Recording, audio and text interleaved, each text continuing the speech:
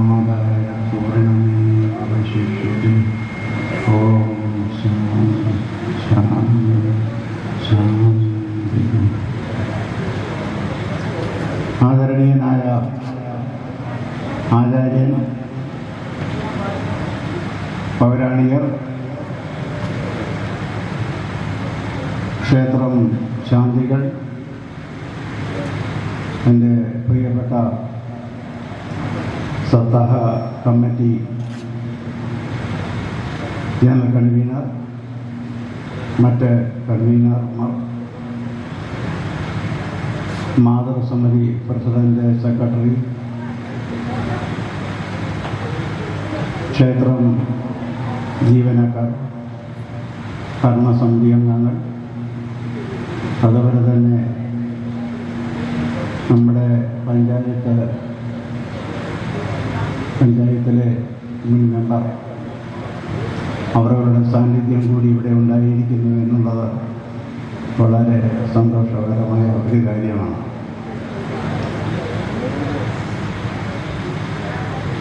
ഞാൻ ഈ ആധ്യാത്മിക പ്രഭാഷണം ഒരു യോഗിയുടെ കാഴ്ചപ്പാടിൽ എന്ന വിഷയത്തിലേക്ക് കടക്കുന്നതിന് മുമ്പ് നമ്മളുടെ ബഹുദൈവ വിശ്വാസവും വിഗ്രഹാരാധനയുമാണ് നമ്മുടെ ഏകദൈവത്വത്തിലേക്ക് എത്തുവാനുള്ള എളിയമായ മാർഗമെന്ന് എന്നെ ഉപദേശിച്ച എൻ്റെ ഗുരുവിനെ ആദ്യം നമസ്കരിച്ചുകൊണ്ട് ഞാൻ ഒരു സന്ദേശം നൽകുവാൻ വേണ്ടി മാത്രമാണ് ഈ അവസരം ഇവിടെ പ്രയോജനപ്പെടുത്തുന്നത്. ഏതൊരു കാര്യം സംഭവിക്കുന്നതിനും ഏതെങ്കിലും ഒരു കാരണമുണ്ടാകുമെന്ന് പറയുന്നത് സത്യമായ ഒരു കാര്യം തന്നെയാണ്. നമ്മുടെ ഭാഗവത പുരാണത്തിൽ അജാമള മോക്ഷം എന്ന് പറയുന്ന ഒരു അധ്യായത്തിൽ പറയുന്നത് ഈ കലികാലത്തിൽ നാമജപവും മറ്റ് ഈശ്വരാരാധനകളുമായി മുൻപോട്ട് പോവുക എന്നുള്ളതാണ്. അതുകൊണ്ട് തന്നെയാണല്ലോ നമ്മുടെ എല്ലാ ക്ഷേത്രങ്ങളിലും, ഒട്ടുമിക്കവാറുള്ള ക്ഷേത്രങ്ങളിലെല്ലാം സപ്താഹവും നവാഹവും അഖണ്ഡനാമവും മറ്റുള്ള ഈ ലക്ഷാർച്ചനയും കോടിയർച്ചനകളും ഒക്കെ നടത്തി വരുന്നത്. അതുകൊണ്ട് ചിലർക്കെങ്കിലും ദൈവവിശ്വാസം ഉണ്ടാകുന്നുണ്ട് എന്നുള്ള കാര്യത്തിൽ യാതൊരു സംശയമില്ല. ഈ ദൈവവിശ്വാസം എന്ന് പറയുമ്പോൾ നമുക്കുണ്ടാവുന്ന ഐശ്വര്യമെന്നായിട്ട് വേണം കണക്കാക്കാൻ എന്നാണ് എൻ്റെ ഗുരു എന്നെ പഠിപ്പിച്ചിട്ടുള്ളത്. അതുപോലെ തന്നെ നമ്മുടെ ഇവിടുത്തെ ആചാര്യൻ്റെ മഹത്വപൂർണമായ പ്രഭാഷണങ്ങളും ഒക്കെ കൂടിയാകുമ്പോൾ ഇവിടെ ഒരു ദൈവികത, ഒരു ചൈതന്യം നിറഞ്ഞു നിൽക്കുന്നു എന്ന് തന്നെയാണ് എനിക്ക് തോന്നുന്നത്. ഞാൻ ഒരു ഫ്രഞ്ച് തത്വചിന്തകൻ ജീൻ പോൾ സാർത്രയുടെ ഒരു വാചകം കടമെടുക്കുകയാണ്. അദ്ദേഹം പറയുന്നത്, the basic condition of man is meaningless and absurdity. അതായത് ഒരു മനുഷ്യൻ്റെ അവസ്ഥ എന്ന് പറയുന്നത് അർത്ഥശൂന്യവും അസംബന്ധവുമാണെന്നാണ്. അങ്ങനെയുള്ള നിലപാടിൽ നിന്ന് മനുഷ്യനെ നേരായ വഴിക്ക് ഉയർത്തിക്കൊണ്ടുവരുന്നതിന് ആധ്യാത്മികതയ്ക്ക് മാത്രമേ സാധിക്കുകയുള്ളൂ. എങ്കിൽ അങ്ങനെയാണെങ്കിൽ നമ്മൾക്ക് ഈ ഇഹലോകപ്രാപ്തിയും പരലോകപ്രാപ്തിയും സുഖമായിരിക്കുമെന്നാണ് അതിൻ്റെ അർത്ഥം. ഈ പരലോകപ്രാപ്തി വരുമ്പോഴാണ് നമ്മൾ ആത്മീയതയെക്കുറിച്ച് ചിന്തിക്കുന്നത്. അങ്ങനെയാവുമ്പോൾ നമ്മളിൽ ഉണ്ടാകുന്ന ഒരു ചോദ്യമുണ്ട്, നമ്മൾ എന്തിനാണ് ഈ ഭൂമിയിൽ ജനിച്ചതെന്ന്. അങ്ങനെ ചിന്തിക്കാത്തവരായിട്ട് ആരെങ്കിലും കാണുമെന്ന് എനിക്ക് തോന്നുന്നില്ല. എല്ലാവരും ചിന്തിച്ച് കാണും. ചിന്തിക്കാത്തവർ കുഞ്ഞുങ്ങളാണെങ്കിൽ അവരും ചിന്തിക്കും, സംശയമൊന്നുമില്ല. ഞാൻ പല പ്രാവശ്യം ചിന്തിച്ചിട്ടുണ്ട്. ഇങ്ങനെയുള്ളൊരു ചിന്ത മറ്റുള്ളവർക്ക് ഉണ്ടാവരുതെന്ന് വിചാരിച്ചായിരിക്കാം ഒരു പക്ഷേങ്കിൽ ഭഗവാൻ കൃഷ്ണൻ പറയുന്നത്, പരിത്രാണായ സാധൂനാം വിനാശായ ച ദുഷ്കൃതാം ധർമ്മ സംസ്ഥാപനാർത്ഥായ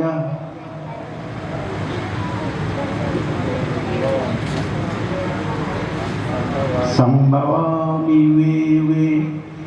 ഈ ഏജിൻ്റെ പ്രശ്നമുണ്ട് കേട്ടോ, അതുകൊണ്ട് ചിലപ്പോൾ ഈ ഓർത്ത് വരുന്ന സംഭവം തീർന്നു മാറിപ്പോകും. അപ്പോൾ അതിന് കണ്ടിന്യൂഷൻ കിട്ടത്തില്ല. അതുകൊണ്ട് ക്ഷമിക്കണമെന്ന് ആദ്യമേ തന്നെ ഞാനന്ന് അപേക്ഷിക്കുകയാണ്. അപ്പോൾ ഭഗവാൻ കൃഷ്ണൻ പറയുന്നത് ഭക്തരെ രക്ഷിക്കുന്നതിനും ദുഷ്കൃതികളെ ഇല്ലാതാക്കി നന്മ പുനഃസ്ഥാപിക്കാനുമായിട്ടാണ് ഭഗവാൻ അവതരിക്കുന്നതെന്ന്. ഒരു യുഗം എന്ന് പറയുമ്പോഴേ 43,20,000 വർഷം എന്നാണ് എനിക്ക് തോന്നുന്നത്. ഇപ്പോഴത്തെ കാലഘട്ടത്തിൽ സ്വാമി വിവേകാനന്ദൻ പറഞ്ഞതുകൂടി നമുക്കൊന്ന് നോക്കേണ്ടതായിട്ടുണ്ട്. അദ്ദേഹം പറയുന്നത് arise awake and stop not till the goal is reached. ഉണരുവിൻ, പ്രവർത്തിക്കുവിൻ, നിങ്ങളുടെ ലക്ഷ്യത്തിൽ നിന്ന് നിങ്ങൾ പിന്മാറുന്നതെന്നാണ് അദ്ദേഹം ഉപദേശിക്കുന്നത്. ഇതിൽ നിന്നല്ല ഒരു കാര്യം നമുക്ക് വ്യക്തമാക്കാനുള്ളത്, നമുക്ക് ഏതെങ്കിലും രീതിയിലുള്ള കർമ്മം ചെയ്യാനുണ്ട് എന്നുള്ളതാണ് നമ്മൾ മനസ്സിലാക്കുന്നത്.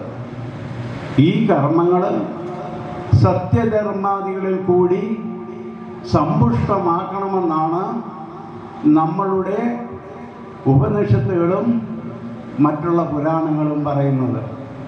വേദങ്ങൾ എത്രയുണ്ടെന്നും അതിനെക്കുറിച്ചുള്ള വിശദമായ കാര്യങ്ങളൊക്കെ നമ്മുടെ ആചാര്യൻ കഴിഞ്ഞ സപ്താഹത്തിൽ ഇവിടെ വിവരിക്കുകയുണ്ടായി. അതിനെക്കുറിച്ചൊന്നും ഞാനിവിടെ സംസാരിക്കുന്നില്ല, അതല്ല എൻ്റെ വിഷയവും. പിന്നീട് നമുക്ക് 108 ഉപനിഷത്തുകളാണുള്ളത്. ആ ഉപനിഷത്തിലുള്ള പേര് വേണമെങ്കിൽ ഞാൻ പറയാം, പക്ഷേ അത് സമയം കളയേണ്ടെന്ന് വിചാരിച്ചാണ് ഞാനത് പറയാത്തത്. ഈശവാസ ഉപനിഷത്ത്, കേന ഉപനിഷത്ത്, കടവ ഉപനിഷത്ത്, പ്രശ്നോപനിഷത്ത്, മുണ്ടക ഉപനിഷത്ത്, മാണ്ഡൂക്യ ഉപനിഷത്ത്, ഐതരേന ഉപനിഷത്ത്, ചാന്തോക്യ ഉപനിഷത്ത്, ബൃഹദാരണ്യർ, അങ്ങനെ 10 ഇതിനകത്ത് ഏറ്റവും പ്രധാനമായിട്ടുള്ളത് ഈശവാസ ഉപനിഷത്താണ്. എന്ന് പറഞ്ഞാൽ ദൈവത്തെ സംബന്ധിച്ചതെന്നാണ് അതിൻ്റെ അർത്ഥം. അതിനകത്ത് ആദ്യത്തെ മന്ത്രം നമുക്കൊന്ന് മനസ്സിലാക്കേണ്ടതായിട്ടുണ്ട്. അതെങ്ങനെയാണ്? ഈശവാസമിതം സർവം യത്കിഞ്ച ജഗത്യം ജഗത് തേന ഭുക്തേന ഭഞ്ജീത മാ ഗ്രന്ഥഃ കസ്യസിദ്ധനം. അതായത് ഈ പ്രപഞ്ചം മുഴുവൻ ഈശ്വരനാൽ മൂടപ്പെട്ടിരിക്കുന്നു. അതുകൊണ്ട് ഈശ്വരീയമായ കാര്യങ്ങൾക്ക് കൂടുതൽ താല്പര്യം കാണിക്കണം. ആധ്യാത്മികത വളരെ പ്രധാനമായിട്ടുണ്ടാകണമെന്നാണ് ഇതിൻ്റെ അർത്ഥം. ഇങ്ങനെയുള്ള ഈ കാര്യങ്ങൾ കൃത്യമായിട്ട് എന്താണ് എന്നുള്ളത് നമുക്ക് സാധാരണ ഒരു മനുഷ്യന് മനസ്സിലാക്കാൻ പ്രയാസമാണ്. എന്നാൽ അങ്ങനെയുള്ള കാര്യങ്ങൾ മനസ്സിലാക്കി തരുന്നതിനും ഈ ഭൂമിയുള്ള മനുഷ്യരുടെ ഭൗതിക സുഖം അനുഭവിക്കുന്നതിന് തയ്യാറാക്കുന്നതിന് വേണ്ടി ചില അപ്രതീക്ഷിത മണ്ണിൽ ദൈവം വിശുദ്ധരെ സൃഷ്ടിക്കുന്നു. അവരാണ് മഹായോഗികൾ. ഈ യോഗികൾ എന്ന് പറയുമ്പോൾ അവർ ത്രികാലജ്ഞാനികളാണ്. ത്രികാലജ്ഞാനം എന്ന് പറയുമ്പോൾ ഭാവിയെക്കുറിച്ചും വർത്തമാനത്തെക്കുറിച്ചും ഭൂതകാലത്തെക്കുറിച്ചും അറിയാൻ കഴിവുള്ളവരാണവർ. അവർക്ക് മറ്റൊരു പ്രത്യേകത എന്താണെന്ന് പറഞ്ഞാൽ അവരുടെ ആശയങ്ങൾ വികാസം പ്രാപിക്കുമ്പോൾ അവരുടെ ജീവപ്രപഞ്ചത്തെ ചുരുക്കാനും വലുതാക്കാനും കഴിയും. അങ്ങനെയുള്ളവരാണ് മഹായോഗികൾ. ഇങ്ങനെയുള്ള മഹായോഗികൾ എവിടെ ഉണ്ട് എന്ന് ചോദിച്ചാൽ നമുക്ക് ഈ നാട്ടിലൊന്നും അവരെ കാണാൻ സാധിക്കുകയില്ല. ഹിമാലയൻ താഴ്വരകളിൽ അവർ സാധാരണമായിട്ടുണ്ട്. ഈ വികാസം പ്രാപിക്കുക എന്ന് പറയുമ്പോൾ അതൊരു പ്രത്യേക രീതിയിലുള്ള മാനസികാവസ്ഥയാലാണ് അത് സംഭവിക്കുന്നത്. അതിന് ഫിസോസയോളജിക്കൽ രീതി എന്നാണ് പറയുന്നത്. അതിനെക്കുറിച്ച് വ്യക്തമായിട്ട് ഓട്ടോഗ്രഫി ഓഫ് എ യോഗി എന്ന ബുക്കിൽ പറയുന്നുണ്ട്. അദ്ദേഹം പറയുന്നത്, ആ പുസ്തകത്തിൽ പറയുന്നത്, തപസ്സിൻ്റെ അത്യുന്നതിയിലെത്തുമ്പോൾ വൈദ്യുതി പ്രവാഹം പോലെ അവരിലേക്ക് ഒരു ശക്തി ഉണ്ടാവുകയും ഈ പ്രപഞ്ചത്തിൽ എവിടെയും ദൈവം പ്രവർത്തിക്കുന്നു എന്നുള്ളതിനെക്കുറിച്ച് അവർക്ക് മനസ്സിലാക്കാനും സാധിക്കും. ഈ ത്രികാല ജ്ഞാനമൊന്നും എളുപ്പമെന്ന് ഉണ്ടാകുന്നതല്ല. അതിന് ചിലപ്പോൾ വർഷങ്ങൾ വേണ്ടി വന്നേക്കും. പറഞ്ഞാൽ വിശ്വസിക്കാൻ പ്രയാസമാണ്. 2000-ലധികം വർഷമായിട്ട് ഇന്ന് ഹിമാലയത്തിൽ തപസ് ചെയ്യുന്ന യോഗിവര്യന്മാരുണ്ട്. ഞാനീ പറഞ്ഞതും വിശ്വസിക്കാൻ പ്രയാസമാണ്. കാരണം നമ്മുടെ ആദരണീയന ആചാര്യ ഇന്നലെ ഇവിടെ പറഞ്ഞത് നമ്മുടെ ഭഗവാൻ കൃഷ്ണന് 125 വയസ്സ് വരെ അദ്ദേഹം ജീവിച്ചിരുന്നെന്നാണ്. ശരിയായ കാര്യമാണ്. ഭഗവാൻ കൃഷ്ണന് 125 വർഷം, ശ്രീബുദ്ധന് 80 വർഷം, അതുപോലെ തന്നെ യേശുദേവന് 33 വർഷം, മുഹമ്മദ് നബി, അതായത് പ്രവാചകൻ മുഹമ്മദ് നബിക്ക് 63 വയസ്സ്. അങ്ങനെയാകുമ്പോൾ സാധാരണ ഒരു യോഗിക്ക്, അല്ലെങ്കിൽ അത്യുന്നത നിലയിൽ വന്ന ഒരു യോഗിക്ക് ഈ 2000 വർഷം എന്ന് പറഞ്ഞാൽ ഇമ്പോസിബിളാണ്. പക്ഷേ അത് പോസിബിളാണ്. കാരണം 723 വർഷം നമ്മുടെ നാട്ടിൽ ജീവിച്ച അല്ലെങ്കിൽ ജീവിച്ചിരുന്ന ഒരു യോഗിവര്യനുണ്ടായിരുന്നു. അദ്ദേഹത്തിൻ്റെ പേരാണ് പ്രഭാകര സിദ്ധയോഗി. നമ്മുടെ നാടെന്ന് പറയുമ്പോൾ പത്തനംതിട്ടയിൽ ഓമല്ലൂര് പുലിപ്പാറയിൽ എന്ന സ്ഥലത്താണ് അദ്ദേഹം സമാധി അടഞ്ഞത്. അദ്ദേഹം 500 വർഷത്തിന് മുമ്പ് റഷ്യയിൽ പോയിരുന്നെന്നും അവിടുത്തെ സ്ഥിതിനിധികൾ അദ്ദേഹത്തിന് അനുകൂലമല്ലാത്തതിനാൽ തിരിച്ചു വന്നെന്നും ഒക്കെ പറയപ്പെടുന്നുണ്ട്. എന്തായാലും ശരി തന്നെ, അവിടെ എല്ലാ വർഷവും മാർച്ച് മാസം ഉത്സവം നടക്കുന്നുണ്ട്. ആ ഉത്സവത്തിൽ ഏറ്റവും കൂടുതൽ ആളുകൾ പങ്കെടുക്കുന്നത് റഷ്യയിൽ നിന്നാണ്, തമിഴരുമാണ്. തദ്ദേശീയർ വളരെ കുറവ് മാത്രമാണ്. ഇതൊക്കെയാണ് യോഗിവര്യനെ കുറിച്ചുള്ളത്. നമ്മൾ വിചാരിക്കും ഈ യോഗിയന്മാർ 2000 വർഷം എന്ന് പറഞ്ഞു കഴിഞ്ഞാൽ ഇവർക്ക് ആഹാരവും വെള്ളമൊന്നും വേണ്ടതെന്ന്. അവർക്ക് ആഹാരമോ ജലപാനമോ വേണ്ടാത്തവരാണ്. അവർ പിന്നെ എങ്ങനെയാണ് ജീവിക്കുന്നത് എന്നുള്ള സംശയം ഉണ്ടാകുന്നത് സ്വാഭാവികമാണ്. അവർ സൂര്യനിൽ നിന്നുള്ള ഊർജത്തിൻ്റെ ചെറിയ ഊർജം സ്വീകരിച്ചാണ് അവർ ജീവിക്കുന്നത്. അങ്ങനെ 112 വയസ്സ് വരെ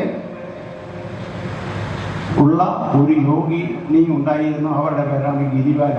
അവർ 59 വർഷമാണ് ജലപാനമോ ആഹാരമോ കഴിക്കാതെ ജീവിച്ചത്, സാധാരണ ആരോഗ്യത്തോടു കൂടി. അതുപോലെ തന്നെയാണ് 36 വർഷം ഭക്ഷണം കഴിക്കാതെ ഈ ലോകത്തോട് വിട പറഞ്ഞ തെരേസ ന്യൂമാൻ. ഞാനിതൊക്കെ പറഞ്ഞു വന്നതിൻ്റെ ഉദ്ദേശം എന്ന് പറഞ്ഞു കഴിഞ്ഞാൽ ഈ ആരാണ് യോഗികൾ എന്നുള്ളതിനെ കുറിച്ചുള്ള ഒരു വിശദീകരണമാണ് തന്നത്. യോഗി എന്ന് പറയുമ്പോൾ സന്യാസിയാണ്. യോഗിവര്യൻ ഇവരെന്ന് പറയുമ്പോൾ സാധാരണ യോഗികളല്ല. അവരിങ്ങനെ മനുഷ്യരുടെ മുമ്പിൽ ഇറങ്ങി വരികയും മറ്റൊന്നുമില്ല. അവർക്ക് ആരുടെ മുമ്പിൽ ഫോട്ടോഗ്രാഫറിൽ നിന്ന് കൊടുക്കുകയോ അവർ ചരിത്രം പറയാനോ ഒന്നിനും അവർ വരികയില്ല. അങ്ങനത്തെ വിഷയങ്ങളൊക്കെ ഞാൻ അല്പം കൂടെ കഴിഞ്ഞൂടെ വിശദീകരിക്കുന്നതാണ്. അപ്പോൾ ഈശ്വരൻ ആരാണ്? ഈശ്വരൻ നമ്മളെയും നമ്മുടെ ഈ പ്രപഞ്ചത്തെയും ചലിപ്പിക്കാൻ കഴിവുള്ള ആ ശക്തി, അല്ലെങ്കിൽ അതാരാണ്? അതാണ് ഈശ്വരൻ. ആ ഈശ്വരൻ എവിടെയാണ്, എങ്ങനെയാണ് എന്നുള്ളത് വ്യക്തമാക്കുകയാണ് ഈശവാസോപനിഷത്തിലെ ആദ്യത്തെ മന്ത്രം തന്നെ. അതുപോലെ തന്നെ ഇന്നലെ ഇവിടെ നടന്ന സപ്താഹത്തിലെ ഭഗവാന്റെ അവതാരം, അതും നമ്മളിവിടെ കേട്ടതാണ്. അത് നമ്മളിലേക്ക് ഭയങ്കരമായിട്ടുള്ള ആവേശങ്ങൾ ഉണ്ടാക്കിയിട്ടുണ്ട്. എവിടെയാണ് നിന്റെ നാരായണൻ എന്ന് ചോദിച്ചുകൊണ്ട് ഹിരണ്യകശിപു ഗദയുമായിട്ട് അടുത്തപ്പോൾ തൂണിലും ദുരമ്പിലുമുണ്ട് എന്ന് പറഞ്ഞ ആ പ്രഹ്ലാദൻ്റെ ആ അവസ്ഥ നമ്മളൊന്ന് മനസ്സിലാക്കേണ്ടതാണ്. അതിൽ നിന്ന് മനസ്സിലാക്കേണ്ട ഒരു കാര്യം എന്ന് പറഞ്ഞാൽ ഈ പ്രപഞ്ചത്തിൽ എവിടെയും തൂണിലും തുരുമ്പിലും ഈശ്വരനുണ്ട് എന്നുള്ളതാണ് അർത്ഥം. അങ്ങനെയാണെങ്കിൽ നമ്മളതിന് ചിലപ്പോൾ ദൈവഭക്തരായിരിക്കത്തില്ല, ദൈവഭക്തരായിട്ടുള്ള മറ്റു പല ആൾക്കാരും കാണും. ഈ ഒരുങ്ങിയൊക്കെ നടക്കുന്ന ആള് ദൈവഭക്തിയില്ലെന്ന് പറയാൻ പറ്റത്തില്ല. അവരിൽ ദൈവഭക്തിയൊക്കെ ഉണ്ടാവും, അതൊക്കെ മനസ്സിലാണ്. അങ്ങനെയുള്ളവരുണ്ടെങ്കിൽ എന്തുകൊണ്ടാണ് അവർക്ക് ദൈവത്തെ കാണാൻ പറ്റാത്തത്? അതിൻ്റെ കാരണം എന്ന് പറഞ്ഞു കഴിഞ്ഞാൽ നമ്മുടെ കണ്ണുകൾ ഭൗതികമാണ്, അതുകൊണ്ട് കാണാൻ സാധിക്കുകയില്ല. ആത്മീയമായ കണ്ണുള്ളവർക്ക് മാത്രമേ ഭഗവാനെ ദർശിക്കാൻ സാധിക്കുകയുള്ളൂ. ഈ ഭൗതികമായ കണ്ണുകൊണ്ട് കാണാൻ ആഗ്രഹിച്ച ഒരാളുണ്ട്. അദ്ദേഹത്തിന് അതിന് അവകാശപ്പെടാവുന്നതുമാണ്. ആരാണ്? അർജുനൻ. അതായത് ഭഗവാന്റെ സഹോദരിയുടെ ഭർത്താവാണ് ഭഗവാൻ കൃഷ്ണൻ. അപ്പോൾ ആ കൃഷ്ണനെ അടേനെ ഒന്ന് കാണുന്നതുകൊണ്ട് യാതൊരു വിഷമം ഉണ്ടാകില്ലെന്നുള്ള വിശ്വാസം അദ്ദേഹത്തിന് ഉണ്ടായിരിക്കാം. അതുകൂടാതെ തന്നെ അർജുനനെ കുറിച്ച് പറയുന്നത്, അർജുനനെ കാണാതെ എനിക്ക് എൻ്റെ ഇമ പോലും വെട്ടാൻ പറ്റുകയില്ല. ഒരു നിമിഷം എനിക്ക് ഇമ വെട്ടാൻ പോലും പറ്റുകയില്ല. എൻ്റെ ഭാര്യയെക്കാളും മക്കളെക്കാളും ഒക്കെ എനിക്ക് വേണ്ടപ്പെട്ടവനാണ് അർജുനൻ. അങ്ങനെ ആഗ്രഹിച്ചിരുന്ന അദ്ദേഹത്തിനോട് പറയുകയാണ്, നാഗൂമാൻ ശക്യതേ ദൃഷ്ടുമനൈനൈവ സ്വചക്ഷുഷ ദിവ്യം ദദാമിതേ ചക്ഷു പശ്യമീ യോഗമൈശ്വര്യം. നിനക്ക് എന്നെ നിന്റെ കണ്ണുകൊണ്ട് ദർശിക്കാനാവുകയില്ല, നിനക്കത് കഴിയുകയില്ല. ആയതിനാൽ നിനക്ക് ദിവ്യമായ ഒരു കണ്ണ് നിനക്ക് തരുന്നു. ആയതിനാൽ നീ കണ്ട് അതിൻ്റെ ഐശ്വര്യത്തെക്കുറിച്ച്, അതിൻ്റെ പ്രകാശത്തെക്കുറിച്ച്, അതിൻ്റെ ശക്തിയെക്കുറിച്ച് മനസ്സിലാക്കിക്കൊള്ളുകയാണ് അദ്ദേഹം പറഞ്ഞത്.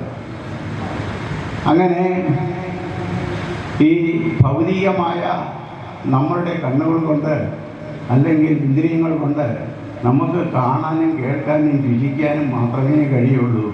പരമാത്മാവിനെ ആ രീതിയിൽ നമുക്ക് ഒരു കാരണവശാലും ദർശിക്കാനാവുകയില്ല. കാര്യമൊക്കെ ശരിയാണ്. എല്ലാവർക്കും ഭഗവാന് ഈ ചക്ഷുസ് നൽകുന്നതുമില്ല.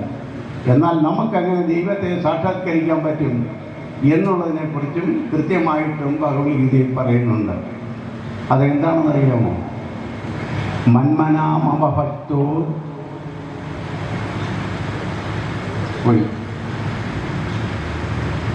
മന്മനാമഭക്തോ മദ്യാജിനാ നമസ്കുരു മാമേവ യശസി സത്യന്തേ പ്രതിജാനെ പ്രതിയസമി. അതായത് ഭക്തരായ നിങ്ങൾ എന്നെ പ്രാർത്ഥിച്ചുകൊണ്ടിരിക്കുക, എന്നെ മനസ്സിൽ കാണുക, എന്നെ ധ്യാനിക്കുക. ഇതൊക്കെ ചെയ്യുമ്പോൾ നിങ്ങൾക്ക് തീർച്ചയായിട്ടും സാക്ഷാത്കാരമുണ്ടാകും. അങ്ങനെ ക്ഷേത്രങ്ങളിൽ പോയും അല്ലാതെയും ഭഗവാനെ പൂജിച്ച് ധ്യാനിച്ച് സാക്ഷാത്കാരം കിട്ടിയ വ്യക്തികളാണ് വില്യമംഗലം സ്വാമികൾ, മേൽപ്പത്തൂർ ഭട്ടതിരികൾ, പൂന്താനം നമ്പൂതിരി.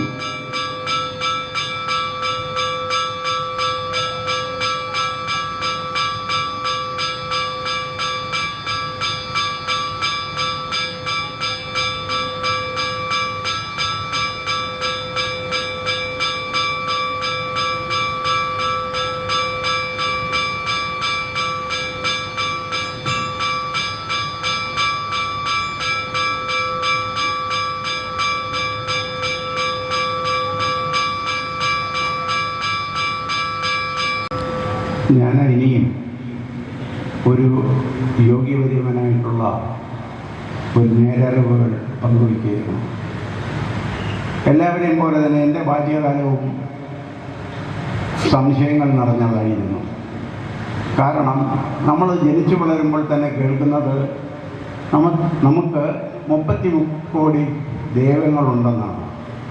ഈ 33 കോടി ദൈവങ്ങളുള്ളതിൽ ഏത് ദൈവനെ വിചാരിച്ചാൽ അല്ലെങ്കിൽ ഭജിച്ചാൽ അല്ലെങ്കിൽ ദർശനം നടത്തിയാൽ നമുക്ക് മോക്ഷം കിട്ടും, അല്ലെങ്കിൽ നമ്മുടെ കാര്യങ്ങൾ സാധിക്കും. നമ്മൾ ക്ഷേത്രത്തിൽ പോകുന്നത് നമ്മുടെ കാര്യങ്ങൾ സാധിക്കാനാണത്. അതുപോലെ തന്നെ ഈശ്വരനും ദൈവവും തമ്മിലുള്ള വ്യത്യാസം എന്താണ്? എല്ലായിടത്തും ദൈവമുണ്ടെങ്കിൽ എന്തിനാണ് നമ്മൾ ക്ഷേത്രത്തിൽ പോകുന്നത്? ഇങ്ങനെയുള്ള നിരവധി ചോദ്യങ്ങളാണ്, സംശയങ്ങളാണ് എൻ്റെ മനസ്സിലുണ്ടായത്. അതിന് സയൻസ് പറയുന്നത് നമ്മുടെ തലച്ചോറിലെ ഈ മധ്യഭാഗത്ത് കോർട്ടക്സിലെ ചില ന്യൂറോണിൻ്റെ പ്രവർത്തനത്തിൻ്റെ പിഴവുകൊണ്ടാണ്, അത് കുറേ കൂടി ആർജവമായിട്ട് പ്രവർത്തിക്കുന്നത് കൊണ്ടാണ് അങ്ങനെ സംഭവിക്കുന്നതെന്ന് പറയുന്നുണ്ട്. എന്തുകൊണ്ടോ എനിക്ക് സംശയം ഒരുപാടായിരുന്നു. ഈ സംശയങ്ങൾ ആരുടെ ചോദിക്കാനാണ്? ഒരു മനുഷ്യനും ഇല്ല, ആരുടെ ചോദിക്കാനും പറ്റത്തില്ല, ഉണ്ടെങ്കിൽ തന്നെ അവർക്ക് അറിയുകയുമില്ല.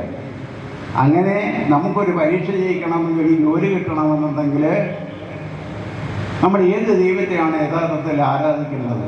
ഏതെല്ലാം ദൈവങ്ങളുണ്ട്? കൃഷ്ണനുണ്ട്, ശിവനുണ്ട്, പാർവതിയുണ്ട്, മുരുകനുണ്ട്. അങ്ങനെ ദൈവങ്ങളുടെ കണക്ക് ഇഷ്ടം പോലെ കിടക്കുന്നത്. ഇതിൽ ഏത് ദൈവത്തെയാണ് നമ്മൾ ആരാധിക്കേണ്ടത്? പലയിടത്തും ചോദിച്ചു, ആർക്കും അറിയത്തില്ല. എല്ലാവരും അമ്പലത്തിൽ പോകുന്നു, ക്ഷേത്രങ്ങളിൽ പോകുന്നു. ഞാനും പോയി, ഭരിച്ചു, വഴിപാട് നടത്തി. എൻ്റെ വീട്ടിൽ എൻ്റെ അമ്മയെ അറിയാതെ വെടി വഴിപാട് നടത്തി. കാരണം ഭഗവതിക്ക് വെടിപാട് നടത്തി കഴിഞ്ഞാൽ കൊണ്ട് കാര്യം സാധിക്കുമെന്നാണ് പറയുന്നത്.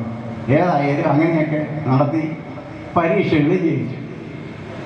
അന്നത്തെ കാലം ജോലി കിട്ടുക എന്ന് പറഞ്ഞാൽ ഏറ്റവും വലിയ ലക്ഷ്യമാണ്. ഒരു ജോലിയും കിട്ടി. ശ്രീബുദ്ധൻ പറഞ്ഞിട്ടുണ്ട്, there is a time for everything. എല്ലാത്തിനും ഒരു സമയമുണ്ട്. അങ്ങനെ ഒരു ദിവസം 1971 72 എന്ന് കൃത്യമായിട്ട് ഞാൻ ഓർക്കുന്നില്ല, ഞങ്ങളുടെ ഓഫീസിൽ ഒരു സന്യാസി വന്നു.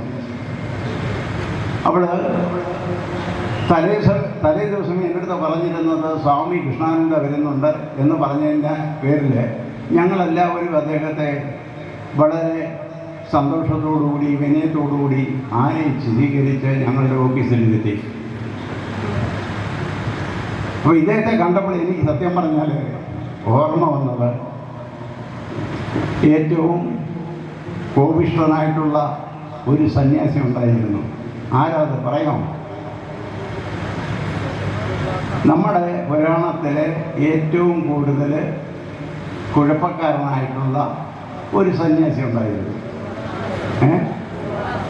ദുർവാസാവ്. കറക്റ്റത്തിലോ ദുർവാസാവ് മഹർഷി എന്നാണ് ഞാൻ വിചാരിച്ചത്. കാരണം ദുർവാസാവ് മഹർഷിക്ക് ചില പ്രശ്നങ്ങളുണ്ട്. ഇദ്ദേഹത്തിന് ഈ കോപം മാത്രമല്ല, പല ഗുരുമാരും ഉണ്ടാക്കുന്ന പരിപാടിയുണ്ട്. സത്യത്തിൽ ദുർവാസാവ് മഹർഷി ശിവന്റെ കോപത്തിൽ നിന്നുണ്ടായതുകൊണ്ടാണ് അദ്ദേഹത്തിന് ദേഷ്യം എന്ന് പറയുന്നത്. ഇദ്ദേഹത്തിന് ഗുരുമാരുണ്ടാക്കാൻ ഉള്ള ഒരു കാരണത്തെക്കുറിച്ച് ഞാൻ പറയാം. അതായത് അന്നത്തെ മധുര ഭരിച്ചിരുന്ന ശൂരസേന മഹാരാജാവിൻ്റെ പുത്രി കുന്തി ഒരു പച്ചപാവമായിരുന്നു. സത്യം പറഞ്ഞാൽ പച്ചപ്പാവം കാണുന്ന ഈ പ്രശ്നങ്ങൾ ഉണ്ടാകുന്നത്. അങ്ങനെ കൊട്ടാരത്തിൽ അദ്ദേഹം താമസകൂട്ടത്തിൽ അദ്ദേഹത്തെ പരിചരിച്ച് വളരെ സന്തോഷവാനായി അദ്ദേഹം.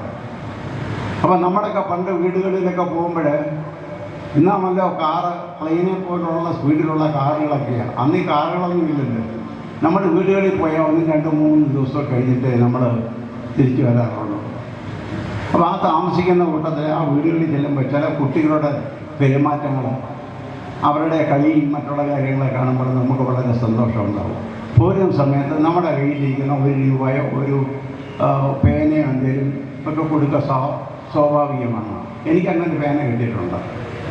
അതുപോലെ തന്നെ ഇദ്ദേഹം ഈ കുട്ടിയെ വിളിച്ച് പറഞ്ഞു, മോളെ, നിൻ്റെ നല്ല രീതിയിലുള്ള പരിചരണം കയറി എനിക്ക് വളരെ ഇഷ്ടപ്പെട്ടു.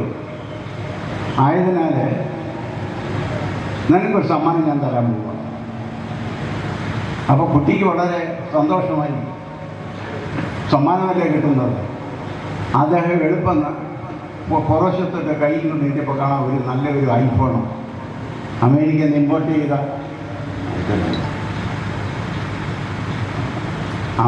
അമേരിക്കയിൽ നിന്ന് ഇമ്പോർട്ട് ചെയ്ത ഒരു ഐഫോണാണ്. അപ്പോൾ എന്നിട്ട് കുഞ്ഞിനോട് പറഞ്ഞു, മോളെ, ഇതിനകത്ത് എല്ലാ ആപ്പും ഡൗൺലോഡ് ചെയ്തിട്ടുണ്ട്. പക്ഷെ ഒരു കാര്യം, ആ കൂട്ടത്തിലെ വശീകരണ മന്ത്രവും ഇതിനകത്ത് ഡൗൺലോഡായി പോയിട്ടുണ്ട്.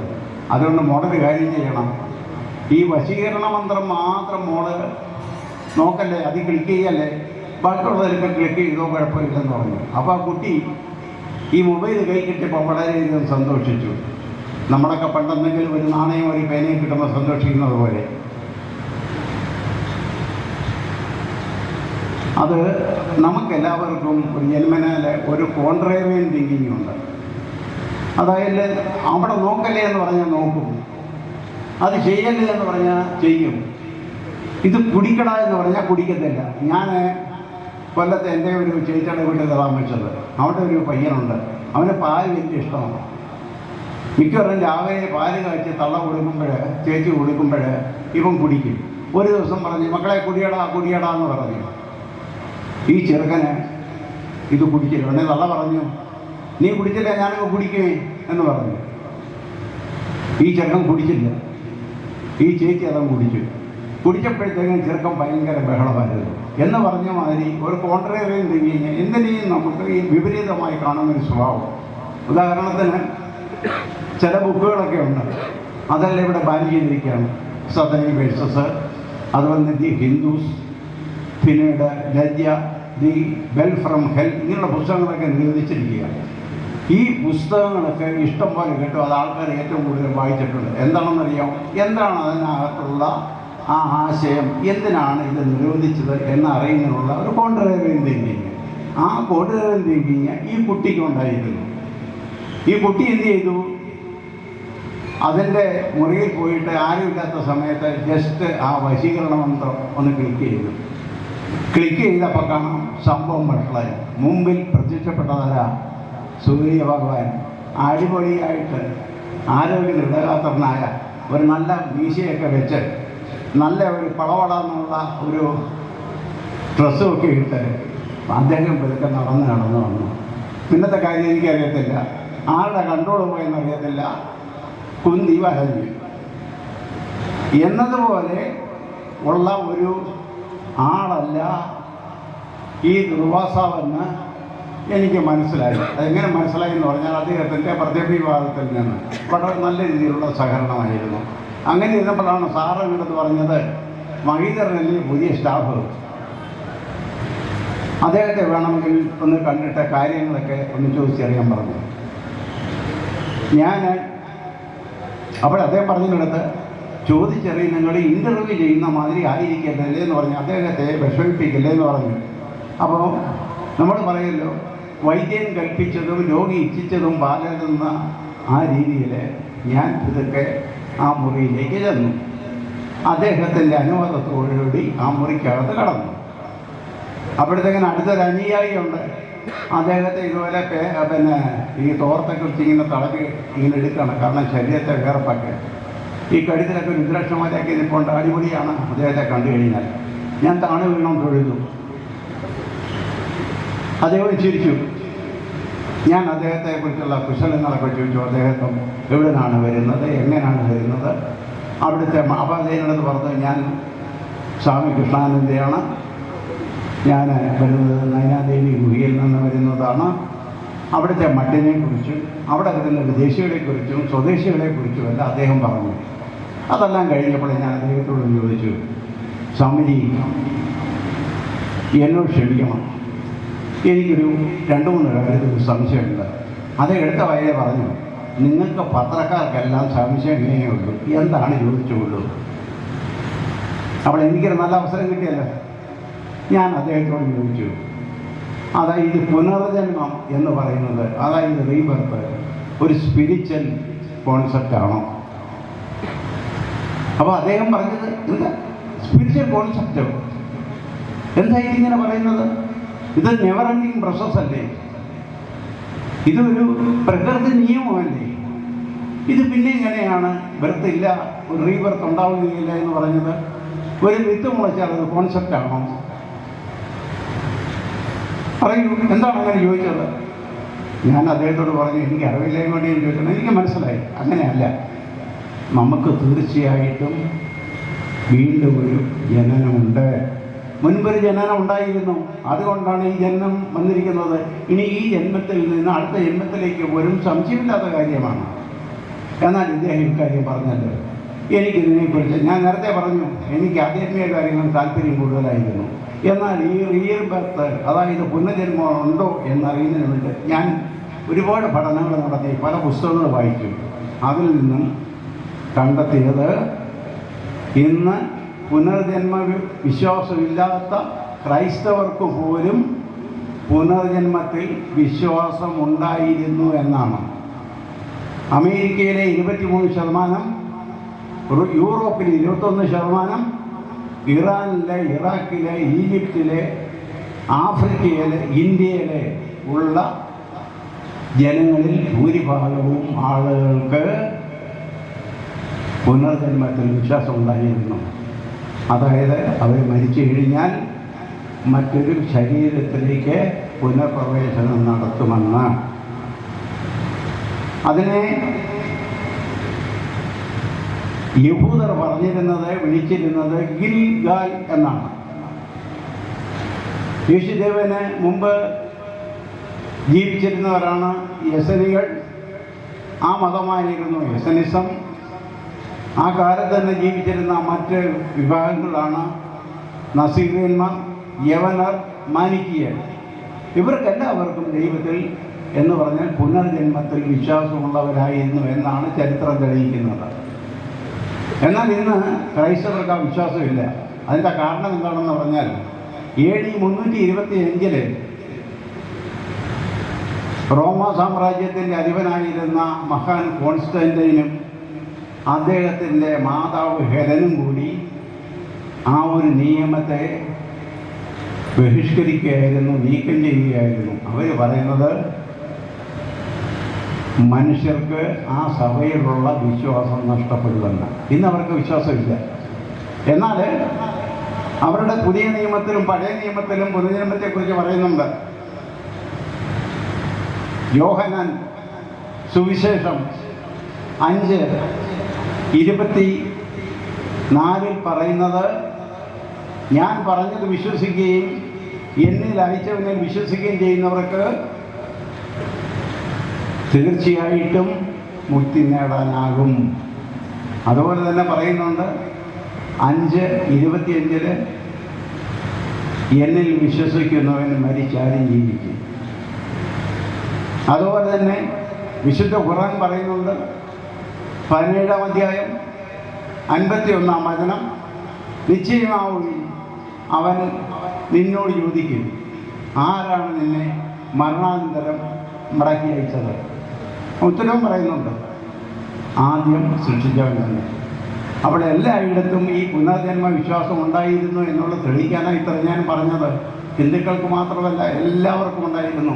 ഇസ്ലാമിന് ഇപ്പോഴും ആ വിശ്വാസം കൊണ്ട് അവരെ തുടരുകയും ചെയ്യുന്നുണ്ട്. അപ്പോൾ ഞാനീ പറഞ്ഞു വന്ന കാര്യം ഇന്നത്തെ മറ്റൊരു ടീച്ചേഴ്സുള്ളത് നമ്മുടെ ആചാര്യനെ പറഞ്ഞ് മനസ്സിലാക്കിയത്, ഈ പുനർജന്മ വിശ്വാസം ഉള്ളത് കൊണ്ടാണ് ഒരേ വീട്ടിലെ ഒരേ അച്ഛൻ്റെയും മക്കളുടെയും ഒരേ രീതിയിലുള്ള ജീനുകളിലുണ്ടാകുന്ന കുഞ്ഞുങ്ങൾക്ക് പല രീതിയിലുള്ള സ്വഭാവം ഉണ്ടാകുന്നത്. അതിൻ്റെ കാരണം എന്ന് പറഞ്ഞാൽ അവരുടെ മുജ്ജമ്പ പ്രവൃത്തിയുടെ ഫലമായിട്ടാണ് ഈ ജന്മം സ്വീകരിക്കേണ്ടതായിട്ട് വന്നിട്ടുള്ളത്. അപ്പോൾ ഇത് കഴിഞ്ഞപ്പോൾ ഞാൻ അദ്ദേഹത്തോട് ചോദിച്ചത് അടുത്ത വിഗ്രഹാരാധനയെക്കുറിച്ചാണ്. കാരണം വിഗ്രഹാരാധനയെക്കുറിച്ച് കൃത്യമായിട്ടുള്ള ഒരു അറിവ് നമുക്ക് കിട്ടിയിട്ടില്ല. അതാണ് എൻ്റെ കാരണം. അദ്ദേഹം പറഞ്ഞത്, ഈ വിഗ്രഹമാണ് ഈശ്വരൻ എന്നുള്ള ഒരു വിചാരവും ഒരിടത്തുമില്ല, അങ്ങനെ പ്രതീക്ഷയുമില്ല. ഒരു കാര്യം നിങ്ങൾ മനസ്സിലാക്കേണ്ടത്, മനുഷ്യന് വിശ്വാസങ്ങൾ പലതായിരിക്കാം. ഈ വിശ്വാസം എന്ന് പറയുന്ന ഉദാഹരണം പറഞ്ഞാൽ നിങ്ങൾക്കെല്ലാവർക്കും ഓരോ രീതിയിലുള്ള സൗന്ദര്യം ദൈവം തന്നിട്ടുണ്ട്. ആ സൗന്ദര്യമുള്ള ശരീരം വിഗ്രഹവും സൗന്ദര്യം നൽകിയ ചൈതന്യം ജീവനുമാണ്. ആ ജീവനെ കൂടാതെ ശരീരത്തെയോ ശരീരത്തെ കൂടാതെ ജീവനെയോ ആരും ബഹുമാനിക്കുന്നില്ല. രണ്ടും ഒന്ന് തന്നെയാണ്. ഒന്നിനെ രണ്ടാക്കി എടുക്കാൻ പറ്റത്തില്ല. വിഗ്രഹത്തിൽ നിന്ന് ശക്തി ഉണ്ടാകുന്നു എന്നുള്ളത് തെളിയിച്ചിട്ടുണ്ട്. ഇങ്ങനെ ക്ലിയർ ഫോട്ടോഗ്രാഫി ഇവിടെ തെളിയിച്ചിട്ടുണ്ട്. അദ്ദേഹത്തിന് എന്നിട്ട് എന്നടുത്ത് പറഞ്ഞത് മറ്റൊരു കാര്യം, അതായത് ഈ ലോകത്ത് ഒരുപാട് ദൈവങ്ങളുണ്ട്. എന്നോട് നേരത്തെ ചോദിച്ചല്ലോ ഇങ്ങനൊരു സംശയം. അതിൻ്റെ പേരിൽ അദ്ദേഹം പറഞ്ഞു, അതായത് പണ്ട് സ്വാമി വിവേകാനന്ദൻ പറഞ്ഞു, ഈ ലോകത്ത് കോടിക്കണക്കിന് ജനങ്ങളുണ്ട്.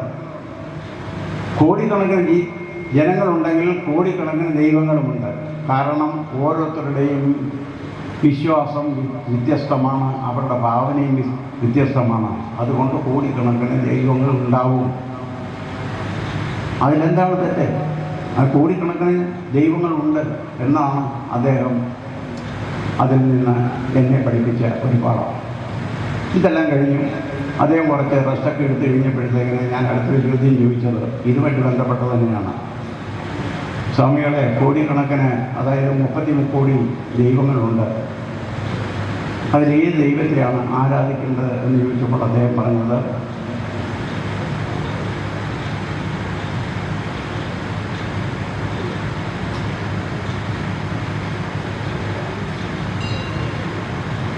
മത്വത്താനാം ഹിതർത്തായ പ്രാദുർഭവകൃതോവയ പ്രാദുർഭാവാകൃത കാചി ദർശനീയ യുധിഷ്ഠിര. ഭക്തന്മാരുടെ ഇഷ്ടമനുസരിച്ച്, ഹിതമനുസരിച്ച് ഞാൻ പല രീതിയിൽ, പല വിധത്തിൽ ഞാൻ പ്രാദുർഭാവം ചെയ്തിട്ടുണ്ട്, ഞാൻ പ്രത്യക്ഷപ്പെട്ടിട്ടുണ്ട്. അങ്ങനെയുള്ളതിൽ ഏതിനെ വേണമെങ്കിലും നിങ്ങൾക്ക് ആരാധിക്കാവുന്നതാണ്. ഏതിനെ ആരാധിച്ചാലും ശരി തന്നെ നിങ്ങൾ ഒരേ ദൈവത്തിലേക്കാണ് എത്തപ്പെടുന്നത്. അതുകൊണ്ട് ഏത് ദൈവത്തെ വേണമെങ്കിലും നിങ്ങൾക്ക് ആരാധിക്കാം. സർവാണി രൂപാണി വിചിത്രധീര നവാനി കൃത്യാവിഭൻ യഥാസ്തേ. അതായത് ഒരേ ദൈവത്തിൻ്റെ തന്നെ പല പേരിൽ നിങ്ങൾ അറിയപ്പെടുന്നു, ആരാധിക്കുന്നു. ഒരു ദൈവത്തെ തന്നെയാണ് നിങ്ങൾ ആരാധിക്കുന്നത്. പക്ഷേ ഒരു കാര്യം ഓർത്തുകൊള്ളുക എന്ന് പറഞ്ഞത്,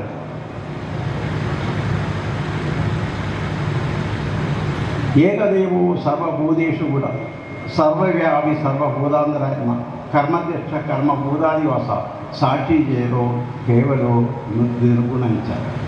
അതായത് ഈ പ്രപഞ്ചകാരനായ ഭഗവാൻ ഈ ലോകം മൊത്തം നിറഞ്ഞു നിൽക്കുകയാണ്.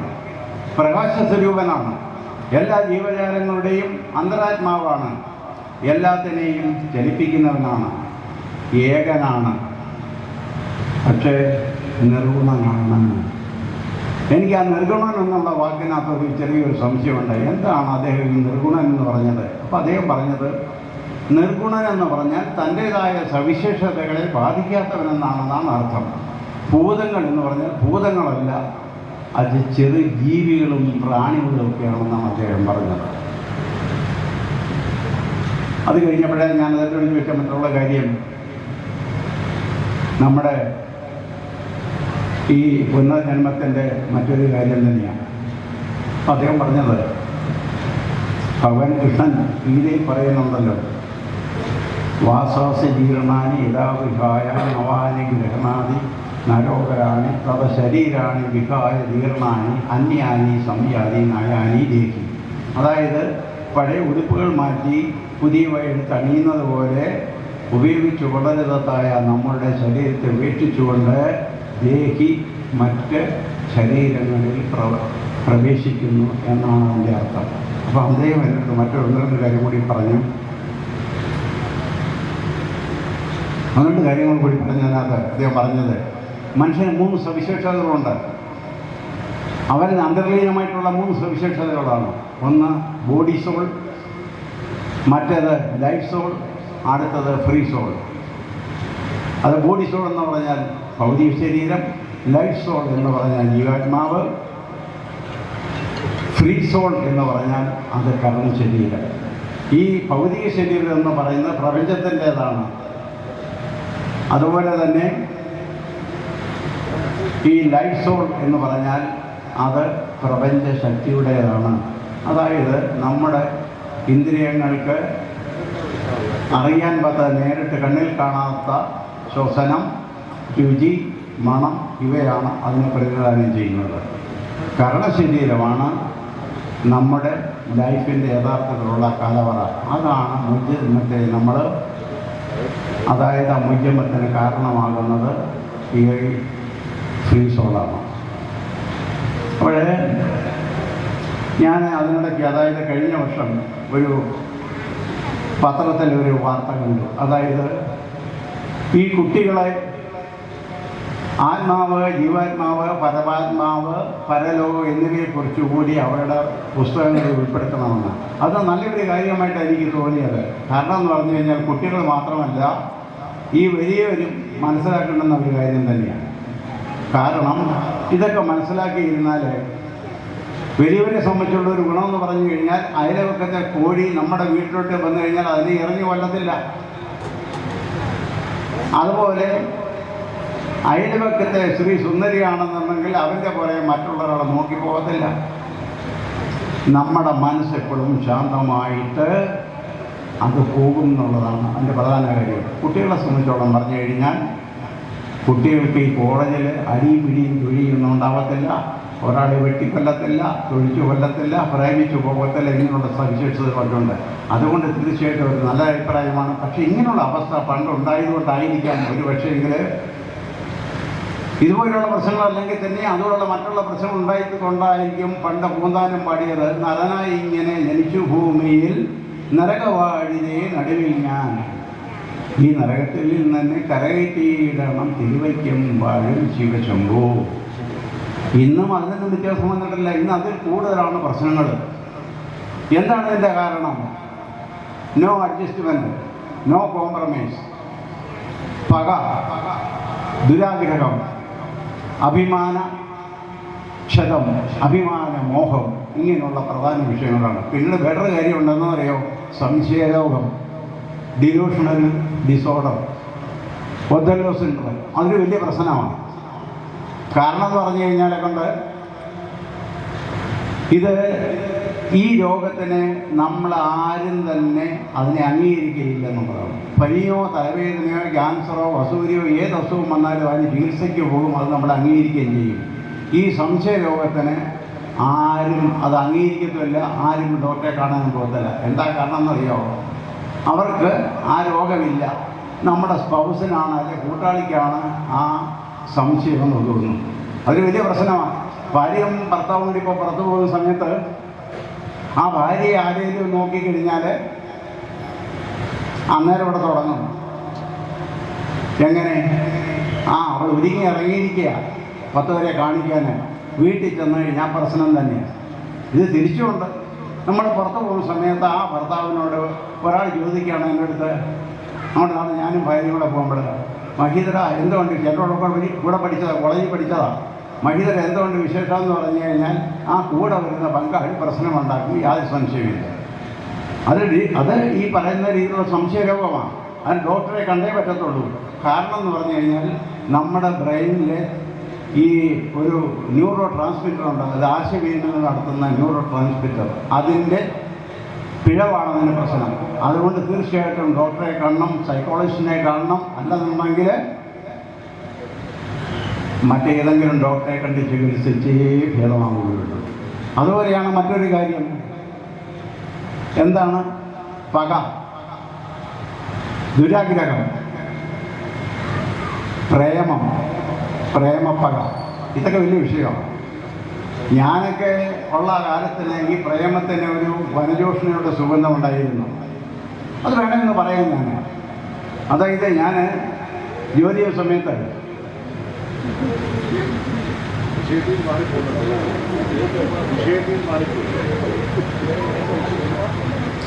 സാറ് എന്നോട് പറഞ്ഞത് അതൊരു മാർച്ച് 8-ാം തീയതി, അന്നാണ് വനിതാ ദിനം. എന്നോട് പറഞ്ഞ് TKM കോളേജിൽ പോയിട്ട് അവിടെ നിന്ന് റിപ്പോർട്ട് കളക്ട് ചെയ്ത് അവിടുത്തെ വിഷയങ്ങളൊക്കെ അറിഞ്ഞിട്ട് വരാൻ. അങ്ങനെ ഞാൻ ഡ്രൈവറും കൊണ്ട് അവിടെ പോയി. അവിടെ ഡ്രൈവറെ എടുത്ത് നിർത്തിയിട്ട് ഞാൻ ആദ്യം കയറി. എനിക്കറിയാം ഈ പെൺകിടാങ്ങളെന്ന് പറഞ്ഞാൽ സാധാരണ കിടാങ്ങളല്ല, ജഗതീതികളാണെന്ന് എനിക്കറിയാം. സാർ ആദ്യം പറഞ്ഞപ്പോഴേ എനിക്കൊരു പേടി, മനസ്സിനകത്ത് ഉൾഭയം ഉണ്ടായിരുന്നു. എങ്ങനെയായി പെമ്പിള്ളേർക്ക് പോകുന്നോ ഒറ്റയ്ക്ക്. ഞാൻ കോളേജിൽ ചെന്നു. നേരെ എൻ്റെ കോർഡിനേറ്റർ ഓഫീസറാണ് ചെന്നത്. അവിടെ ചെന്ന് കഴിഞ്ഞപ്പോൾ കാര്യങ്ങളെല്ലാം ചോദിച്ച കൂട്ടത്തിൽ ഒരു കൊച്ചൊരു കൊക്കോക്കോള, അന്ന് കൊക്കോക്കോളയാണ് പ്രസിദ്ധമായിട്ട്, ഒരു കൊക്കോക്കോള കുട്ടിച്ച് എൻ്റെ മേശപ്പുറത്ത് കൊണ്ട് വെച്ചു. ഞാനിത് കുടിച്ചില്ല. അപ്പോൾ ഒരു കൊച്ചൻ്റെ അടുത്ത് പറഞ്ഞ് എന്നോട് ചോദിച്ചു, എന്താ ചേട്ടാ ഇത് കഴിക്കാത്തത്, ചമ്മലാണെന്ന് ചോദിച്ചു. സത്യം പറഞ്ഞാൽ എനിക്ക് ചമ്മല. കാരണം ഈ പെമ്പിളെ ഇത്രയും നിൽക്കുന്ന ആണായിട്ട് ഞാൻ മാത്രമേ ഉള്ളൂ. ഒരു കൊച്ചെന്ന് പറയാ, എന്തിനാ ചേട്ടാ ഈ എരിവാരം മീശ തീർന്നില്ലേ നമ്മുടെ ഗ്യാസ്? ഞാൻ ഭയങ്കര പവറിൽ അവിടെ ചെന്ന് ഈ പെമ്പിളകളുടെ സംസാരം കേട്ടപ്പോഴത്തേനെ അത് തീർന്നു. അത് കഴിഞ്ഞിരിക്കുക എന്നെ കണ്ടാൽ എങ്ങനെയുണ്ട്? എൻ്റെ ഗ്യാസ് പോയെന്ന് പറഞ്ഞാൽ എന്നിട്ട് വേറെ വല്ലതുണ്ടോ? ഞാൻ അവിടെ നിന്ന് കൊക്കോക്കോളയും കുടിച്ചാലും ഒന്നും കുടിച്ചാലും അവിടെ നിന്ന് ഇറങ്ങി ഒറ്റ വെടിയില്ല. ഓടി വന്ന് വണ്ടിക്കകത്ത് കയറിയപ്പോൾ എന്നോട് ഡ്രൈവറെ ചോദിച്ചു, സാറേ എന്താ പറ്റി? വല്ലാത്ത ഒരു നെഞ്ചിടിപ്പ് തോന്നുന്നുണ്ട്. ഞാൻ പറയും ഒന്നുമില്ല, കുഴപ്പമില്ല, പക്ഷേ പെട്ടപാടെ എനിക്കറിയാം എന്ന് പറഞ്ഞ രീതിയിൽ അന്ന് ആ റിപ്പോർട്ട് അടുത്ത ദിവസത്തെ പേപ്പറിനകത്ത് വന്നു. പല ആൾക്കാരും എന്നെ അവിടെ നിന്ന് വിളിച്ച് എന്നെ താങ്ക്സ് പറഞ്ഞു, കാണണമെന്ന് പറഞ്ഞു. അങ്ങനെ ആ പെൺപിള്ളേർ 2-3 പ്രാവശ്യമായിട്ട് എന്നെ കണ്ടു.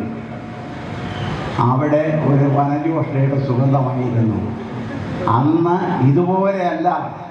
ഇന്നെങ്ങനെയാണ്? ഈ പ്രൈമാറ്റിസ് എന്ന് പറയുന്ന ഒരു ജീവിയുണ്ട്, തൊഴികയൻ പ്രാണി. അതിങ്ങനെ പൊത്തിലും മരപ്പൊത്തിലും വാഴപ്പൊത്തിലും അവിടെ ഇവിടെ എല്ലാം പമ്മിയിരിക്കും. ഏതെങ്കിലും ഒരു ജീവി പോകുന്നുണ്ടെങ്കിൽ ഒറ്റപ്പിടുത്തമാണ്, പിടിച്ച് വായുധം കെടും എന്ന് പറഞ്ഞതുപോലെ തന്നെ ഈ ആട്ടിൻ തോലിട്ട ചെന്നായ്ക്കളെ പോലുള്ള ചിലർ പാത്തും പതുങ്ങിയിരിക്കും. എനിക്കൊന്നും അറിയില്ലേ രാമനാരായണ.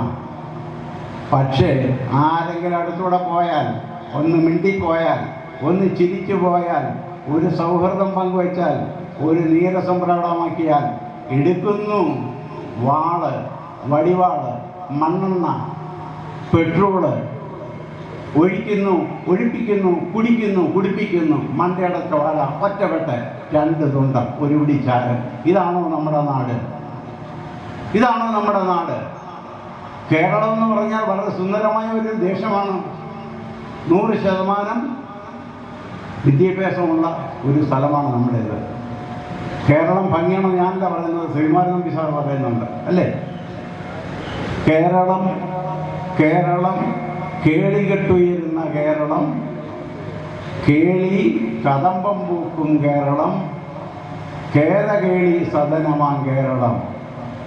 പൂവണി പൊന്നിഞ്ചിങ്ങ പൂവടി കേട്ടുണരും പുന്നല്ലൻ പാടത്തിലൂടെ, മാവരി മന്നന്റെ മാണിക്യത്തേരി വരും മാനസ പൂക്കളങ്ങളാടും ആടും.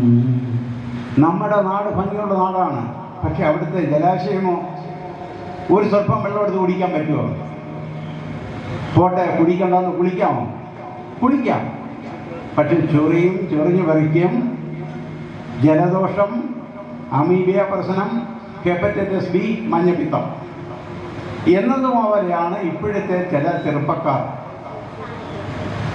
ഈ ചെറുപ്പക്കാർക്ക് പറയുന്ന മിലേനിയൽസ് എന്നോ എച്ചെന്നോ ആണെന്ന് തോന്നുന്നു. അവരുടെ മനസ്സിൽ മാതിരിയാ. അവരെ മനസ്സിലാക്കേണ്ടുന്ന ഒരു കാര്യമുണ്ട്.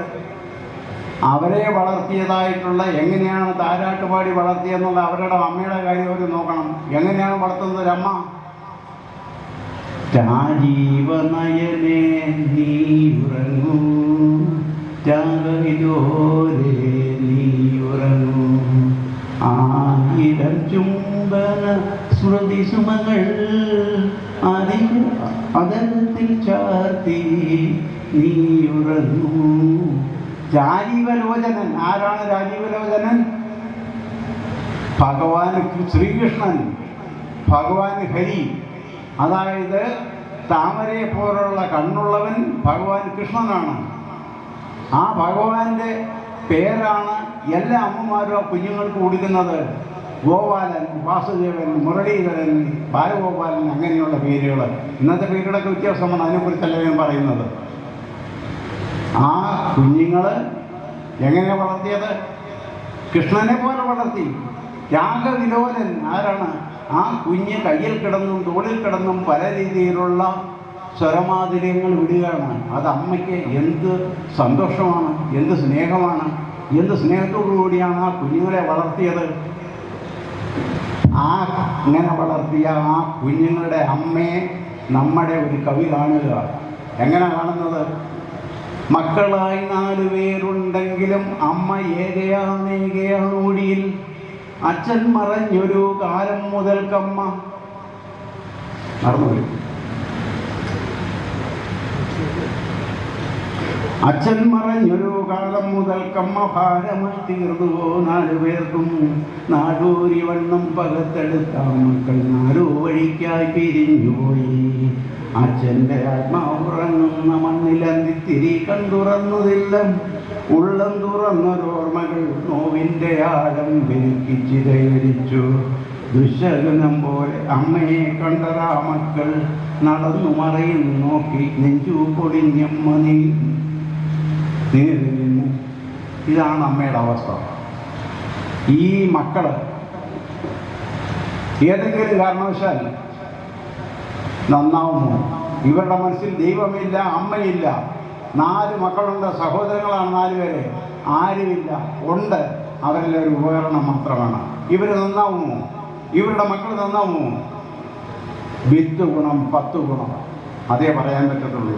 ഇങ്ങനെയുള്ള മനുഷ്യരെ, ഇങ്ങനെയുള്ള മക്കളെ നന്നാക്കാൻ പറ്റുമോ എന്ന് ചോദിച്ചു കഴിഞ്ഞാൽ പറ്റും, ആധ്യാത്മികതയിലൂടെ മാത്രം. ഞാനൊരു കാര്യം പറയുന്നു, ഒരു മനുഷ്യൻ നന്നാവുന്നതിന് വേണ്ടിയിട്ട് മതം വേണമെന്നൊന്നുമില്ല. മതം സന്തോഷിക്കാനും സന്തോഷിപ്പിക്കാനും വിട്ടുവീഴ്ചയ്ക്കും ഉള്ളതാണ്. എന്നാൽ പല ആൾക്കാർക്കും ഇപ്പോൾ മതത്തെ ഇഷ്ടമല്ലാത്തതിൻ്റെ പ്രധാന കാരണം ഈ ലോകത്ത് നടക്കുന്ന പ്രശ്നങ്ങളാണ്. യഥാർത്ഥ മതം എന്താണെന്ന് അറിയുന്നവർ പ്രശ്നമുണ്ടാക്കുകയില്ല. മതം ദൈവത്തിലേക്ക് എളുപ്പം അടുപ്പിക്കുന്നതിനുള്ള ഒരു മാർഗമാണ്. ഞാൻ ദീർഘിക്കുന്നില്ല, ഒന്നിൻ്റെ കാര്യം കൊണ്ട് പറഞ്ഞിരിക്കാം. അതായത് ഈ ലോകത്തുള്ള മനുഷ്യരെ നന്നാക്കുന്നതിന് ആധ്യാത്മികതയ്ക്ക് മാത്രമേ പറ്റുകയുള്ളൂ. അല്ലാതെ ഒരു നീതിക്കും ഒരു നീതിമാനെയും ഇവിടെ സൃഷ്ടിക്കാൻ പറ്റുകയില്ലെന്നുള്ളത് പ്രശസ്തനായ ആജ്ഞേയവാദി ഇംഗർസോൾ പറയുന്നു. No man can make it just. ഇതാണ് എൻ്റെ കാര്യം. അപ്പോൾ ഒരു നിയമത്തിനും മനുഷ്യനെ നന്നാക്കാനാവുകയില്ല. ഇന്ന് ഈ ലോകത്ത് കാണുന്ന എല്ലാ അതിക്രമങ്ങൾക്കും അഹങ്കാരങ്ങൾക്കും മാടിത്തനത്തിനും എല്ലാം പ്രധാന കാരണം ദൈവമില്ലായ്മയാണ്. ദൈവവുമില്ല, ഈശ്വരനുമില്ല, സ്വർഗവുമില്ല, പാതാളവുമില്ല, നല്ലതുമില്ല, ചീത്തയുമില്ല. അതുകൊണ്ട് എന്തുകൊണ്ട് ഒരാളെ വെട്ടിക്കൊന്നുകൂടാ? എന്തുകൊണ്ട് ഒരാളെ അടിച്ചു കൊന്നുകൂടാ? എന്തുകൊണ്ട് സ്വന്തം മക്കളെ ഉപദ്രവിച്ചുകൂടാ? എന്തുകൊണ്ട് ഹണി ട്രാപ്പിൽ പെടുത്തിക്കൂടാ? എന്തുകൊണ്ട് പപ്പടത്തിന് വേണ്ടിയിട്ട് സദ്യയ്ക്ക് പോകുമ്പോൾ ആൾക്കാരെ അടിച്ചു കൊന്നുകൂടാ? ഇതാണ് ചിന്തിക്കുന്നത്. ഇതിൻ്റെ എല്ലാം കാരണം എന്താണ്? ദൈവമില്ല അവർക്ക്. ഒരു കാര്യം അവർ മനസ്സിലാക്കുന്നത്, നമ്മുടെ ജെൻസൺ പറഞ്ഞ മാതിരി എന്താണ്, എന്താ പറഞ്ഞത് അറിയാമോ? ന്യൂട്ടൻ്റെ തേളിലോ ആർക്കെങ്കിലും അറിയാമോ? For every action equal and opposite reaction. നിങ്ങൾ ചെയ്യുന്ന ഓരോ പ്രവൃത്തിക്കും ഒരു റിയാക്ഷൻ ഉണ്ടാവും, ഇന്നല്ല നാളെ, അത് തീർച്ചയാണ്. ആയതിനെ എനിക്ക് പറയാനുള്ള ഒരു ഒറ്റ കാര്യം മാത്രമേ ഉള്ളൂ. അതായത് ഈ ദൈവം എന്ന് പറയുന്നത് ഒരു സങ്കല്പം മാത്രമാണെങ്കിൽ എന്തിനാണ് ഈ യോഗികൾ ഹിമാലയൻ താഴ്വരകളിലെ കൊടുങ്ങണുകളിൽ പോയിട്ട് അവരവിടെ സന്യസിക്കുന്നതിൻ്റെ കാരണം എന്താണ്? ദൈവം എന്ന് പറയുന്നത് ഒരു ഭാവന മാത്രമാണോ? ഒരു ചിത്രകാരൻ്റെ ഭാവനയാണോ? ഒരു എഴുത്തുകാരൻ്റെ ഭാവനയാണോ? ആണെങ്കിൽ അത് നിങ്ങളുടെ വിശ്വാസത്തെ നശിപ്പിക്കുമെന്ന് മാത്രമേ പറയാനുണ്ടാവൂ. ദൈവം യഥാർത്ഥമാണ്, ഈശ്വരൻ യഥാർത്ഥമാണ്. അതാണ് സകല ഭൗതികങ്ങളും ഭൗതിക സുഖങ്ങളും കളഞ്ഞുകൊണ്ട് ഹിമാലയത്തിൽ പോയിട്ട് ആ സന്യാസിവര്യന്മാർ തപസ്സരിക്കുന്നത്. അവർ തപസ്സരിക്കുന്ന അവരുടെ കാര്യത്തിന് വേണ്ടിയിട്ടല്ല, അവർ പ്രാർത്ഥിക്കുന്ന അവർക്ക് വേണ്ടിയിട്ടല്ല, നമുക്ക് വേണ്ടിയിട്ട്. ലോക സമസ്തോ സുഖിനോ ഭവന്തു, അതാണ് അവരുടെ മന്ത്രം. ആയതിനാൽ എനിക്ക് പറയാനുള്ള ഒരു കാര്യം എന്ന് പറയുമ്പോൾ, ആധ്യാത്മികതയിലൂടെ ജീവിതം സന്തോഷമാക്കുക, സുഖമാക്കുക, എന്താണ് ആധ്യാത്മികതയെന്നോ മനസ്സിലാക്കിയിട്ട് ആ രീതിയിൽ കൂടി ജീവിക്കണമെന്ന് അപേക്ഷിച്ചുകൊണ്ട് എൻ്റെ വാക്കുകൾ ഏതാണ്ടൊക്കെ ചുരുക്കി വരികയാണ്. ഇനിയും എനിക്ക് പറയാൻ ഒറ്റ കാര്യം മാത്രമേ ഉള്ളൂ. നിങ്ങളെല്ലാവരും സന്തോഷത്തോടുകൂടി ഇവിടെ ഇനി എല്ലാ വർഷവും നടത്തുന്ന ഈ സപ്താഹത്തിൽ എൻ്റെ ഒരു അഭിപ്രായമാണ് പറയുന്നത്.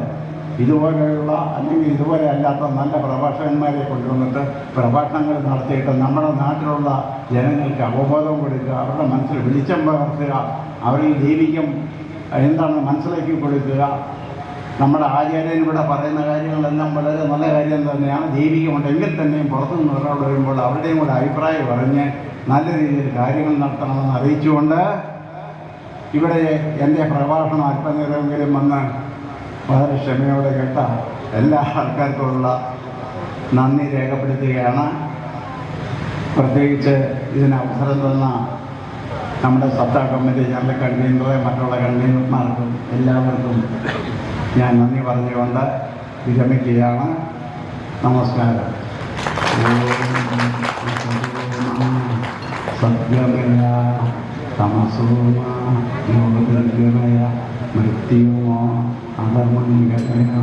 ഓം ശാന്തി ശാന്തി ശാന്തി.